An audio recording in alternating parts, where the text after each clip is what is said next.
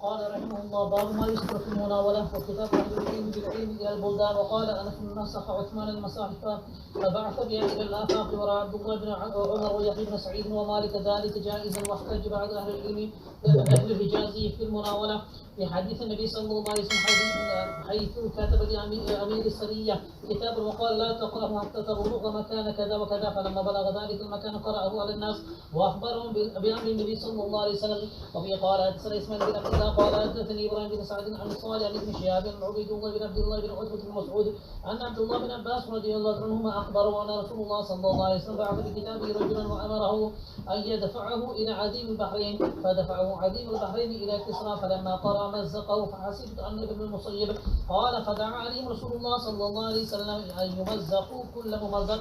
وفي قال حدثنا محمد بن مقاتل أبو الحسن قال حدثنا عبد الله قال أخبرنا شعبان قتادة عن أنس بن مالك رضي الله عنه قال كتب النبي صلى الله عليه وسلم كتابا أو أراد أن يكتب فقيل له إنهم لا يقرؤون كتابا إلا مختوما فاتخذ خاتما من فضة نقشه محمد رسول الله كأني أنظر إلى بياضه في يده، فقلت لقتادة من قال نقش محمد رسول الله؟ قال أنس.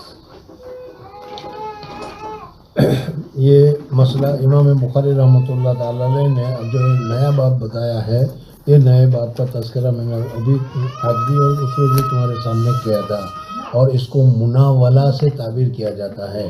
اور مناولہ کا ابھی بھی میں نے بتایا کہ تمہیں جتنی حدیثیں تمہارے پاس ہو اس کا ایک کراسہ بنا دو، اس کے ایک نوٹس بنا دو، ایک کتاب بنا دو، اور کتاب بنا کر پھر شاگرد کو دو اور کہو کہ اس میں سے پڑھو. یا وہ کتاب یہاں سے لے کر کسی دوسرے شہر میں کسی آدمی کے پاس دے دی جائے اور کہا کہ اس میں میری حدیثیں ہیں، اس حدیث کو میری طرف سے روایت کرو، تو وہ لوگ حدثنا کر کے تمہاری طرف سے روایت کریں تو یہ روایت کرنا درست ہے یا روایت کرنا درست نہیں ہے، اس کو یہاں پر ذکر کر رہے ہیں. میں نے ابھی بتایا تھا کہ امام ابو حنیفہ رحمۃ اللہ تعالیٰ علیہ کے متعلق ذکر کیا جاتا ہے کہ امام ابو حنیفہ رحمۃ اللہ تعالیٰ علیہ حدیث کی روایت کرنے میں بہت احتیاط کرتے تھے.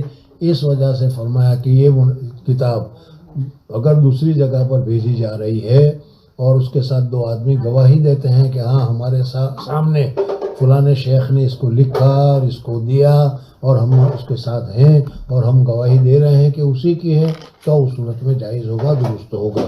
اور اس کے متعلق میں نے پرسوں بتایا تھا کہ ہدایہ میں کتاب القاضی القاضی یا چاند کی خبر یا دوسری خبر کسی دوسری جگہ پر بھیجی جاتی ہے، وہاں پر اس مسئلے کو ذکر کیا گیا ہے.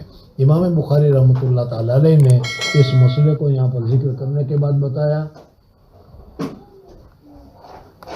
کہ ما یذکر فی المناولہ، مناولہ کے سلسلے میں جو ذکر کیا جاتا ہے، اور کتاب و اہل العلم بالعلم، ایک شیخ دوسرے شیخ کے پاس، ایک عالم دوسرے عالم کے پاس، ایک مولوی دوسرے مولوی کے پاس کیا ہے کتاب کو اس طریقے سے بھیجتا ہے اور وہ اس میں سے روایت کرتا ہے کہ ہاں بھائی فلانے کا میرے پاس فتویٰ آیا ہے، فلانے کا میرے پاس خط آیا ہے اور اس میں ایسا لکھا ہوا ہے، تو یہ معتبر ہے. وقال انس، حضرت انس رضی اللہ تعالیٰ عنہ نے فرمایا کہ دیکھو نسخ عثمان المصاحف فبعث بها الى الآفاق. حضرت انس رضی اللہ تعالیٰ عنہ فرماتے ہیں کہ حضرت عثمان غنی رضی اللہ تعالیٰ عنہ نے قرآن پاک کے 5 یا 7 نسخے تیار کیے، اور تیار کرنے کے بعد مکہ مکرمہ، ملک شام اور اس طریقے سے دوسری جگہوں پر بھیجا، اور وہ لوگوں نے اس کو معتبر سمجھا، اس کو صحیح سمجھا اور اس کے اوپر اعتماد کیا. تو معلوم ہوا کہ اس طریقے سے کتاب لکھ کر بھیجنا، چاہے وہ حدیث کی ہو، قرآن کی آیت ہو، یہ جائز اور درست ہے. حضرت عثمان غنی رضی اللہ تعالیٰ عنہ کے سلسلے میں جو یہاں پر یہ ذکر کیا گیا، اور پہلے آپ حضرات نے سنا بھی ہوگا کہ اس قرآن پاک کو حضور صلی اللہ علیہ وسلم کے زمانے میں قرآن پاک موجود تھا، سینکڑوں صحابی قرآن پاک کے حافظ تھے، اور اس کے بعد تابعی، تابعی، اور آج کل ہزاروں اور لاکھوں لوگ قرآن پاک کی حفظ کرتے ہیں، قرآن پاک کو معتبر مانتے ہیں اور قرآن پاک کو پڑھتے پڑھاتے ہیں. گویا کہ یہ قرآن پاک متواتر ہے. حضور اکبر صلی اللہ علیہ وسلم کے زمانے سے ہی اس کے پڑھنے والے اتنے کثیر مقدار میں لوگ تھے کہ سب کا جھوٹ کے اوپر متفق ہو جانا محال ہوتا ہے، اس کو متواتر کہا جاتا ہے۔ تو یہ قرآن پاک متواتر ہے۔ اور حضرت عثمان غنی رضی اللہ تعالیٰ عنہ کے زمانے سے پہلے حضرت ابوبکر صدیق رضی اللہ تعالیٰ عنہ کے حضور صلی اللہ علیہ وسلم کے زمانے میں ہی اس کے متعدد صحابہ کرام رضوان اللہ تعالیٰ علیہ مجمعین اس کے حافظ تھے۔ حضور اقدس صلی اللہ علیہ وسلم کا انتقال ہوا، اور حضور اقدس صلی اللہ علیہ وسلم کے انتقال ہونے کے بعد صحابہ کرام حضرت ابوبکر صدیق رضی اللہ تعالیٰ عنہ کے زمانے میں صحابہ کرام رضوان اللہ تعالیٰ علیہ مجمعین مدینہ منورہ چھوڑ کر اسلام کو پھیلانے کے لیے، حضور صلی اللہ علیہ وسلم کی تعلیمات کی نشر و اشاعت کے لیے نکل گئے۔ اور حضرت ابوبکر صدیق رضی اللہ تعالیٰ عنہ کے زمانے میں بھی کیا اس طریقے سے وہ دور دور تک جہاد کرتے ہوئے چلے گئے۔ ایک مرتبہ جہاد میں بہت سارے صحابہ شہید ہو گئے۔ حضور صلی اللہ علیہ وسلم کے زمانے میں جیسے آج کل ہمارے یہاں کتابوں کی شکل میں لکھا ہوا اس طریقے سے نہیں تھا، بلکہ ہوتا یہ تھا کہ حضور اقدس صلی اللہ علیہ وسلم پر حضرت جبریل علیہ السلام وحی لے کر آئے، اور وحی بھی پوری صورتیں نہیں ہوتی تھی، تھوڑی تھوڑی ہوتی تھی۔ جتنا بھی ہوتا تھا جو وحی آئی حضور اقدس صلی اللہ علیہ وسلم نے فوراً صحابہ کرام رضوان اللہ تعالیٰ علیہ مجمعین کو بتا دیا کہ مجھ پر یہ وحی نازل ہوئی ہے، یہ آیت ہے۔ صحابہ یاد کر لیتے تھے۔ پھر اس کے بعد حضور صلی اللہ علیہ وسلم جو وحی کے لکھنے والے چند صحابہ تھے، ان صحابہ کو بلا کر حضور اقدس صلی اللہ علیہ وسلم اس کو لکھوا لیتے تھے۔ لیکن اس زمانے میں یہ کاغذات وغیرہ نہیں تھے، اس وجہ سے کبھی کسی پر، کبھی درخت کے پتے پر، کبھی درخت کے چھال کے اوپر، کبھی ہڈی کے اوپر، کبھی پتھر کے اوپر، اس طریقے سے وہ لکھ لیا کرتے تھے۔ جو صحابہ لکھنا جانتے تھے وہ اپنے طور پر نقل کر لیا کرتے تھے۔ قرآن پاک اس طریقے سے لکھا گیا تھا، لیکن حفظ سب کو پورا ہوا کرتا تھا۔ آج کل ہم کتابوں پر اعتماد کرتے ہیں، حفظ پر اعتماد نہیں کرتے ہیں، اور وہ صحابہ کرام کا دور تھا، وہ حفظ کے اوپر اس لیے حافظ سر ایک حافظ ہوا کرتا تھا۔ اب یہ جب حافظ شہید ہو گئے تو حضرت عمر فاروق رضی اللہ تعالیٰ عنہ کو فکر ہوئی کہ آج تو 50 صحابہ شہید ہو گئے ہیں جو حافظ القرآن تھے، کل کو پھر 50، پھر 60، 100، اس طریقے سے اگر ایسا ہوا تو پھر قرآن پاک کا کیا ہوگا؟ قرآن پاک ختم ہو جائے گا۔ اس وجہ سے حضرت ابوبکر صدیق رضی اللہ تعالیٰ عنہ کے پاس گئے، اور حضرت ابوبکر صدیق رضی اللہ تعالیٰ عنہ کو کہا کہ حضرت عمر فاروق رضی اللہ تعالیٰ عنہ نے کہ اے ابوبکر، مجھے ڈر لگ رہا ہے، مجھے فکر لگ رہا ہے کہ اس طریقے سے حافظ جو کم ہوتے رہے تو کہیں قرآن پاک ہم سے ختم نہ ہو جائے۔ اس وجہ سے قرآن پاک کو سب سے ایک جگہ پر جمع کر کے رکھ لینا چاہیے، اور ایک کتابی شکل جیسے اس طریقے سے آج کل ہمارے پاس ہے اس کو جمع کر لینا چاہیے۔ حضرت ابوبکر صدیق رضی اللہ تعالیٰ عنہ نے کہا کہ جو کام حضور صلی اللہ علیہ وسلم نے نہیں کیا وہ میں کیسے کر سکتا ہوں؟ حضرت ابوبکر صدیق رضی اللہ تعالیٰ عنہ تیار نہیں ہوئے، لیکن حضرت عمر فاروق رضی اللہ تعالیٰ عنہ بار بار حضرت ابوبکر صدیق رضی اللہ تعالیٰ عنہ کو کہتے رہے۔ جب بار بار کہنے کے بعد، پھر حالات کو دیکھنے کے بعد، حضرت ابوبکر صدیق رضی اللہ تعالیٰ عنہ کے دل میں بھی یہ بات آ گئی کہ بات صحیح ہے، ہمارے سینوں میں تو موجود ہے، لیکن یہ سینے والے ہی نہیں رہیں گے تو کیا ہوگا؟ اس وجہ سے حضرت ابوبکر صدیق رضی اللہ تعالیٰ عنہ کے دل میں بھی بات آ گئی کہ ہاں ایسا کرنا چاہیے۔ تو انہوں نے چند صحابہ کو، 3 صحابہ کو بلایا، اور جس سے حضرت زید وغیرہ بھی تھے جو حضور صلی اللہ علیہ وسلم کے زمانے میں حدیث کی وحی کو کتابت کیا کرتے تھے۔ اب حضرت عمر تو کہتے ہی تھے، حضرت عمر کے کہنے کی وجہ سے حضرت ابوبکر کے دل میں بھی بات آ گئی۔ اب حضرت ابوبکر نے ان صحابی کو کہا، حضرت زید وغیرہ کو، کہ حضور صلی اللہ علیہ وسلم کے زمانے میں تم وہی لکھتے تھے، معتبر آدمی ہو، لوگوں کے پاس، کسی کے پاس پتھر پر لکھا ہوا ہے، کسی کے پاس ہڈی پر لکھا ہوا ہے، کسی کے پاس کپڑے پر لکھا ہوا ہے، کسی پر کسی دوسری چیز پر لکھا ہوا ہے۔ سینے میں تو ہر ایک کے ہے، لیکن لکھا ہوا الگ الگ سا ہے، ان سب کو جمع کر دو۔ تو جیسے حضرت ابوبکر صدیق رضی اللہ تعالیٰ عنہ پہلے تیار نہیں ہوئے تھے، اس طریقے سے حضرت زید رضی اللہ تعالیٰ عنہ وغیرہ بھی تیار نہیں ہوئے کہ یہ اتنا بڑا کام حضور صلی اللہ علیہ وسلم کے زمانے میں نہیں ہوا تھا تو ہم سے کیسے کرا رہے ہو. بہرحال حضرت ابوبکر صدیق رضی اللہ تعالیٰ عنہ بار بار ان کو کہتے رہے. بار بار کہنے کی وجہ سے پھر وہ لوگ تیار ہو گئے اور تیار ہونے کے بعد انہوں نے ایک جگہ پر جمع کرنا شروع کیا. اب جس کے پاس بھی جاتے تھے اور کہتے ہیں کہ یہ قرآن آیت ہے, وہ کہتے ہیں یہ قرآن, ان کو بھی حفظ تو ہے, یہ نہیں کہ ان کو یاد نہیں ہے, لیکن پھر احتیاط کی ضرورت, 2 گواہ لاؤ کہ یہ قرآن کی آیت ہے. اس طریقے سے ان جس کے پاس جو کچھ لکھا ہوا تھا وہ لکھ کر ایک کیا ہے کتابی شکل میں تیار ہوا اور حضرت ابوبکر صدیق رضی اللہ تعالیٰ عنہ کے سامنے پیش کیا گیا. حضرت ابوبکر صدیق رضی اللہ تعالیٰ عنہ نے اس کو مسجد نبوی میں اپنے پاس رکھا. اب گویا کہ قرآن پاک ایک جلد میں ایک کتاب کی شکل میں موجود ہو گیا. حضرت ابوبکر صدیق رضی اللہ تعالیٰ عنہ کا انتقال ہو گیا. حضرت عمر فاروق رضی اللہ تعالیٰ عنہ کا دور آیا. 10 سال 11 سال حضرت عمر فاروق رضی اللہ تعالیٰ عنہ کی بھی خلافت رہی. حضرت عمر فاروق رضی اللہ تعالیٰ عنہ کی بھی شہادت ہو گئی. سمجھ میں آ گیا.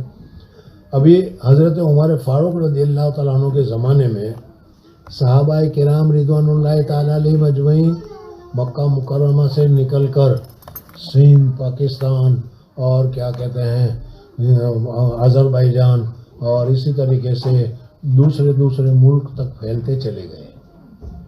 صحابہ بھی مختلف ہو گئے. کوئی حضرت ابو عبیدہ ابن جراح ملک شام میں چلے گئے, دوسرے صحابہ دوسری جگہ پر چلے گئے.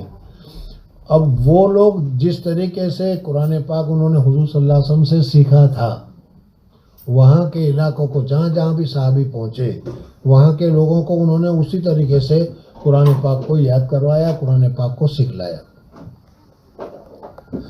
اور یہ تمہیں معلوم ہے کہ انزل القرآن علی 7 احرف, حدیث میں آتا ہے قرآن پاک 7 لغت پر اتارا گیا ہے. تو اسی طریقے سے قرآن پاک اب ہر ایک آدمی اپنی اپنی لغت کے اعتبار سے اپنی اپنی سہولت کے اعتبار سے پڑھا کرتا تھا.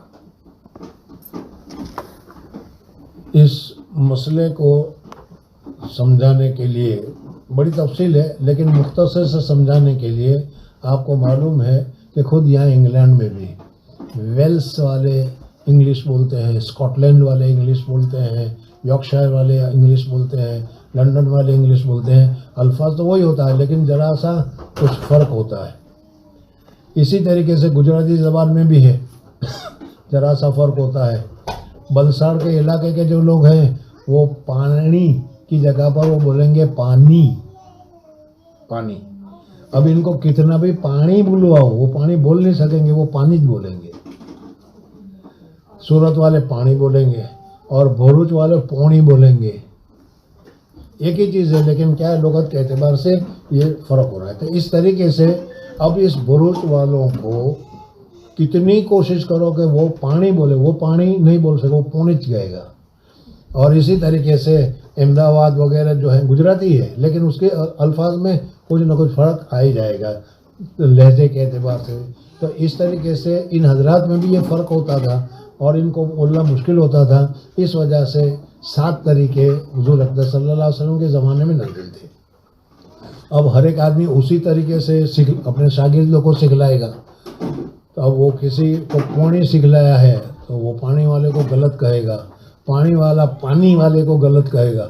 سمجھ میں آیا. تو ایسا ہونے لگا تو حضرت عمر فاروق رضی اللہ تعالیٰ عنہ کے بعد جب حضرت عثمان غنی رضی اللہ تعالیٰ عنہ کا زمانہ آیا تو حضرت عثمان غنی کے پاس شکایت آئی. وہ کہتا ہے کہ یہ صحیح ہے, وہ کہتا ہے یہ صحیح ہے, وہ کہتا ہے یہ صحیح ہے. تو حضرت عثمان غنی رضی اللہ تعالیٰ عنہ نے 3 آدمیوں کو جمع کیا اور جمع کرنے کے بعد کہا کہ اس قسم کی, میں نے جیسے ابھی کچھ شکایت آپ کو بتائی, اس قسم کی شکایتیں آ رہی ہے. کل کو پھر قرآن مختلف ہو جائے کہ بھائی فلاں قبیلے کا قرآن یہ ہے, اسکاٹ لینڈ والے کی کتاب یہ ہے, یارکشائر والوں کی کتاب یہ ہے, اس سے جھگڑا ہوگا. اس وجہ سے سب کو ایک کے اوپر جمع کرنا چاہیے. اور حضور صلی اللہ علیہ وسلم قریشی تھے, اس وجہ سے اب قریش کی زبان پر ہی قرآن نازل ہوا ہے. اس وجہ سے قریش کی زبان پر قرآن کو کیا ہے جمع کر دیا جائے. اور حضرت عمر فاروق رضی اللہ تعالیٰ عنہ نے اس طریقے سے قرآن پاک کو جمع کیا، اور جمع کرنے کے بعد 5 یا جمع کرنے کے بعد 7 نسخے بنائے. ایک نسخہ مدینہ منورہ میں رکھا، دوسرا نسخہ مکہ مکرمہ میں بھیجا، تیسرا نسخہ بیت المقدس میں بھیجا، چوتھا نسخہ دوسری جگہ پر باہر کے ملکوں میں بھیجا. اس طریقے سے یہ نسخہ حضرت عثمان غنی رضی اللہ تعالیٰ عنہ کے زمانے میں جمع ہوا. اور اس زمانے میں جو الفاظ جس طریقے سے لکھے گئے تھے، جس طریقے سے پڑھے گئے تھے، آج تک اسی طریقے سے ہمارے سامنے موجود ہے. 1400 سال پہلے قرآن پاک میں جتنے زبر تھے، زیر تھے، الفاظ تھے، حروف تھے، اس حروف میں کبھی ایک قسم کی بھی کمی واقع نہیں ہوئی، اور قیامت تک کے لیے اس میں کوئی کمی بیشی واقع نہیں ہوگی. موجودہ زمانے میں بہت کوشش تو کی جا رہی ہے اس میں آیتوں میں گڑبڑ کرنے کی اور اس کے ترجمے وغیرہ میں گڑبڑ کرنے کی، لیکن اللہ تبارک و تعالیٰ نے خود وعدہ کیا ہے، نحن نزلنا القرآن وَإِنَّا لَهُ لَحَافِظُونَ، ہم ہی قرآن کو نازل کرنے والے ہیں اور قرآن کی حفاظت ہم ہی کریں گے. اس وجہ سے قرآن کی حفاظت آج 1400 سال ہو گئے. حضور صلی اللہ علیہ وسلم کے زمانے میں جس طریقے سے تلاوت کی جاتی تھی، آج بھی اسی طریقے سے تلاوت کی جا رہی ہے، اور قیامت تک اس طریقے سے ہوگا. یہ پورا واقعہ ہے. اگرچہ اس میں اور تفصیلات ہیں، لیکن میں نے جو ضروری ہے وہ تمہارے سامنے ذکر کی. حضرت انس رضی اللہ تعالیٰ عنہ فرماتے ہیں کہ حضور اقدس صلی اللہ علیہ وسلم کے زمانے کے بعد حضرت عثمان غنی رضی اللہ تعالیٰ عنہ نے قرآن پاک کا ایک نسخہ تیار کیا، اور تیار کر کے جیسے میں نے ابھی کہا کہ مکہ مکرمہ میں، مدینہ منورہ میں، بیت المقدس میں بھیجا، اور وہاں ان لوگوں نے اس کو معتبر مانا. تو اس طریقے سے مناولہ ایک کتاب لکھ کر بھیجی جائے اور پھر اس کو روایت کی جائے تو یہ جائز اور درست ہے. تو حضرت انس رضی اللہ تعالیٰ عنہ نے ذکر کیا کہ نسخ عثمان المصاحف، حضرت عثمان غنی رضی اللہ تعالیٰ عنہ نے قرآن پاک کے چند نسخے تیار کیے اور بھیجا اس کو دنیا میں. تو معلوم ہوا کہ یہ جائز اور درست ہے، جبھی تو یہ کیا گیا. ورا عبداللہ ابن عمر و یحییٰ ابن سعید و مالک ذالک جائزن، ایسے بڑے بڑے صحابہ نے اس کو جائز اور درست قرار دیا. تو اس طریقے سے یہ مناولہ جائز اور درست ہے. امام بخاری رحمۃ اللہ علیہ کی بات یہاں پر ختم ہو گئی. واحتج بعض اہل الحجاز، اور بعض حضرات نے اس سے دلیل پکڑی ہے. اس میں حمیدی سب سے پہلی جس کی حدیث میں استاد تھے، حدثنا الحمیدی کو کہا تھا، وہ بتایا تھا کہ وہ مکہ مکرمہ کے ہیں. تو کہا کہ اہل حجاز نے مناولہ کو درست قرار دیا ہے بے حدیث نبی صلی اللہ علیہ وسلم، حضور اقدس صلی اللہ علیہ وسلم کی ایک حدیث کے ذریعے سے. یہ حدیث کا خلاصہ یہ ہے کہ حضور اقدس صلی اللہ علیہ وسلم نے صحابہ کرام رضوان اللہ تعالیٰ علیہ مجمعین کی ایک جماعت بنائی، اور اس جماعت کو حضور اقدس صلی اللہ علیہ وسلم نے بھیجا کہ تمہیں فلانی جگہ پر جانا ہے، سمجھ میں، اور ان کو ایک خط لکھ کر دیا حضور صلی اللہ علیہ وسلم نے، اور وہ خط کو لکھ کر بند کر کے دیا، اور کہا کہ یہ خط کو تم جا رہے ہو فلانی جگہ پر جاؤ اور یہ خط کو لے جاؤ آدھے راستے پر یا مختصر دوسری کوئی جگہ پر، وہاں جب تک اس جگہ پر نہ پہنچو اس خط کو کھولنا نہیں، اور جب وہاں پہنچ جاؤ تو اس خط کو کھولنا اور اس خط میں جو لکھا ہے اس کے اوپر عمل کرنا. یہ حدیث ہے. تو امام بخاری رحمۃ اللہ علیہ فرماتے ہیں کہ حمیدی اور بہت سارے لوگوں نے اس حدیث سے استدلال کیا ہے کہ حضور صلی اللہ علیہ وسلم نے خط لکھ کر دیا، حضور کا خط تھا، اور اس میں ابھی کچھ معلوم نہیں کیا لکھا ہوا ہے. کہا کہ اتنے دور 10 میل 25 میل 50 میل دور چلے جانا اور وہاں جا کر اس کو کھولنا اور اس میں جو لکھا ہے اس کے اوپر عمل کرنا، اور صحابہ نے اس کے اوپر عمل کیا. تو یہ حدیث مناولہ کا ثبوت اس کے ذریعے سے ہو گیا. اور بعض اہل حجاز نے مناولہ کے سلسلے میں حدیث نبی کریم صلی اللہ علیہ وسلم سے استدلال پکڑا ہے، جیسا کہ حضور اقدس روایت میں آتا ہے کہ لکھا امیر سیریا، ایک تو ہوتا ہے غزوہ اور ایک ہوتا ہے سیریا. یہ کتاب الجہاد میں اس کی تفصیل آئے گی، جس میں حضور صلی اللہ علیہ وسلم بھی جہاد میں نکلے ہوئے ہو. خود حضور صلی اللہ علیہ وسلم جہاد کے لیے نکلے ہوئے ہو تو اس کو کیا ہے، غزوہ کہا جاتا ہے. اور جس میں حضور صلی اللہ علیہ وسلم نہیں نکلے، صحابہ کو بھیج دیا اور ایک جماعت کو بھیج دیا، اس کو سیریا سے تعبیر کیا جاتا ہے. یہاں پر ایک جماعت کو اس طریقے سے حضور اقدس صلی اللہ علیہ وسلم نے کسی کام کے لیے، کسی قوم کو سمجھانے کے لیے یا ان کے ساتھ جہاد کرنے کے لیے بھیج دیا، اور کتاباً اور کہا لا تقرأہ حتی تبلغوا مکان کذا و کذا، اور اس کو کہہ دیا صحابہ کو کہ اس خط کو فلانی جگہ پر پہنچنے سے پہلے کھولنا اور پڑھنا نہیں ہے. ہاں، جب فلانی جگہ پر تم پہنچ جاؤ، فلما بلغ ذالک المکان، اس جگہ پر پہنچ جاؤ، قرأہ علی الناس، لوگوں کے سامنے اس خط کو پڑھنا. وہ اخبرہم بامر النبی صلی اللہ علیہ وسلم، اور حضور صلی اللہ علیہ وسلم نے اس میں کیا لکھا ہے اس کی اطلاع اس وقت کرنا، اور اس میں جو لکھا ہے اس کے اوپر عمل کرنا. تو دیکھو یہاں پر حضور صلی اللہ علیہ وسلم سے خود نہیں سنا، لیکن حضور صلی اللہ علیہ وسلم کا خط دے دیا گیا، اور یہ خط حضور صلی اللہ علیہ وسلم کا سمجھا گیا، اور یہ کام حضور صلی اللہ علیہ وسلم کا سمجھا گیا، تو یہ جائز اور درست ہے. تو اس طریقے سے یہ مناولہ بھی جائز اور درست ہے. دوسری حدیث ان عبید اللہ بن عبداللہ بن عتبہ بن مسعود ان عبداللہ بن عباس اخبرہ، حضرت عبداللہ بن عباس رضی اللہ تعالیٰ عنہ نے کو اطلاع دی کہ رسول اللہ صلی اللہ علیہ وسلم نے بھیجا بے کتاب ہی رجلن، ایک خط کو ایک آدمی کو دے کر بھیجا، وہ امرہ، اور حکم دیا ان کو، ان یدفعہ الی عظیم البحرین، عظیم البحرین، بحرین کا جو بڑا بادشاہ ہے وہ بڑے بادشاہ کو دینا. یہ تقریباً فتح مکہ ہو گیا، اس کے بعد کا واقعہ ہے سن ہجری 6 کا. صلح حدیبیہ بھی ہو گئی، صلح حدیبیہ ہونے کے بعد فتح مکہ بھی ہو گیا، اور حضور اقدس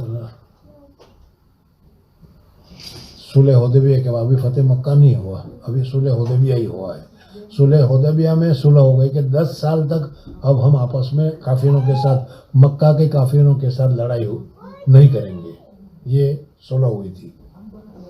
حضور صلی اللہ علیہ وسلم جب اس سے فارغ ہوئے تب حضور صلی اللہ علیہ وسلم نے یہ سوچا کہ اب مکہ والوں کے ساتھ 10 سال تک معاہدہ ہوا ہے، اس لیے لڑائی نہیں ہوگی، لہٰذا اب اطراف کے جو بادشاہ ہیں، اطراف کے جو ملک ہیں، اطراف کے جو ممالک ہیں، ان ممالک والوں کو دعوت دینی چاہیے. اس وجہ سے حضور اقدس صلی اللہ علیہ وسلم نے خط لکھوائے، اور ایک خط حضور اقدس صلی اللہ علیہ وسلم نے رومن امپائر کو لکھا، اور ان کا سربراہ اس وقت بیت المقدس قسطنطنیہ میں تھا، استنبول میں تھا. اس وجہ سے حضور اقدس صلی اللہ علیہ وسلم کا وہ خط وہاں پہنچا، جو حدیث ہرقل کے نام سے تمہارے سامنے اس کتاب میں آ گیا ہوگا. دوسرا خط حضور اقدس صلی اللہ علیہ وسلم نے ایران اس زمانے کی بڑی طاقت تھی، اور میں نے شروع میں بتایا بھی تھا تمہیں کہ یمن تک اس کی حکومت تھی، لیکن یمن سے آگے سعودی عربیہ میں ان کی حکومت نہیں. عربیہ میں تو جنگلی لوگ رہتے ہیں، اس پر کیا حکومت کریں گے. تو حضور صلی اللہ علیہ وسلم نے خط لکھا اور اس کو یمن کے گورنر کو دیا، اور یمن کے گورنر کو کہا کہ اس کو تم اپنے بادشاہ کے سامنے پیش کرو. چنانچہ اس بادشاہ کے سامنے پیش کیا گیا. تو میں نے بتایا تھا کہ اس وقت فارس کا، ایران کا جو بادشاہ تھا مجوسی تھا اور بڑا متکبر تھا. انہوں نے حضور اقدس صلی اللہ علیہ وسلم کے خط کو اپنی توہین سمجھا کہ عربستان کا آدمی جس کے نہ عقل کا ٹھکانہ نہ تہذیب کا ٹھکانہ، وہ مجھ سے جیسے بڑے بادشاہ کو خط لکھتا ہے. بڑا غصے ہوا، اور غصے میں آ کر اس نے خط کو پھاڑ دیا. رومن امپائر کا جو بادشاہ تھا اس کے پاس خط پہنچا، وہ حضرت عیسیٰ علیہ السلام کو مانتا تھا، اور عیسیٰ علیہ السلام کی تعلیمات بھی تھی، وہ جانتا بھی تھا کہ آخری نبی آنے والے ہیں. اس وجہ سے اس نے حضور صلی اللہ علیہ وسلم کے خط کی بہت ہی عزت کی، بہت ہی احترام کیا، اور آج تک یہ خط موجود ہے. سمجھنا گیا. بعض جگہ پر حضور صلی اللہ علیہ وسلم کے مکتوبات جو چھپے ہوئے ہیں اس میں اس کی کاپی بھی آتی ہے. بہرحال حضور صلی اللہ علیہ وسلم نے وہ خط لکھے تھے اور وہ خط ان بادشاہوں تک پہنچایا گیا. امام بخاری رحمۃ اللہ تعالیٰ علیہ نے مسئلہ ثابت کیا کہ دیکھو حضور صلی اللہ علیہ وسلم نے خط لکھا اور ایران بھیجا، کیا ہے رومن بھیجا.